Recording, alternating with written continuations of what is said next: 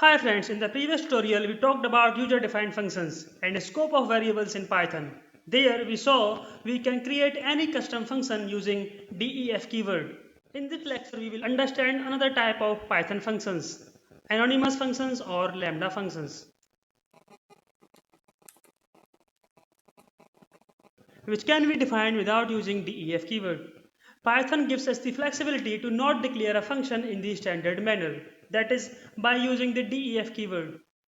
Rather, the anonymous functions are declared by using lambda keyword. The whole motive of lambda function is to make function writing easy and simple.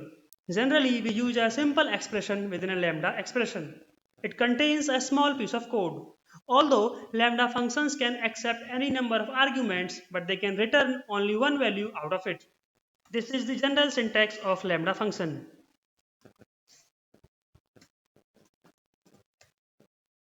Lambda followed by arguments passed and then expression to be executed separated by a colon. Let me comment this line and take a simple example. Here in this piece of code, we have passed argument a and a plus 10 is the argument which is evaluated and returned. Now if I run this code and call this function, because this function accepts one argument which should be a number, let me pass some numeric value, say 25 here. Let's put a print statement to check the result. If I run this piece of code, it prints 35, that is correct. That's how you can write a lambda function in Python. It accepts some argument and provides outcome after evaluating the expression. Now let's take another example.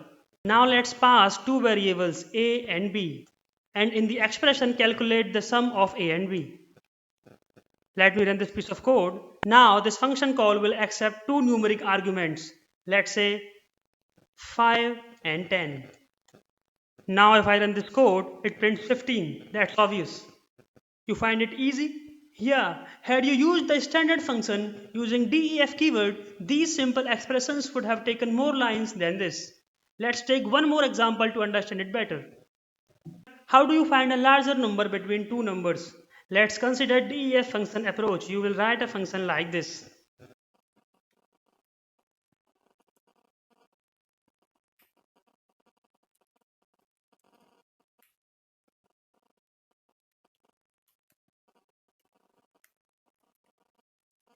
If I run this piece of code and call this function, let's pass two numbers, say 10 and 20. If I run this, output is 20. That's pretty clear. Now let's solve this problem using lambda function. You can do it in one line of code like this.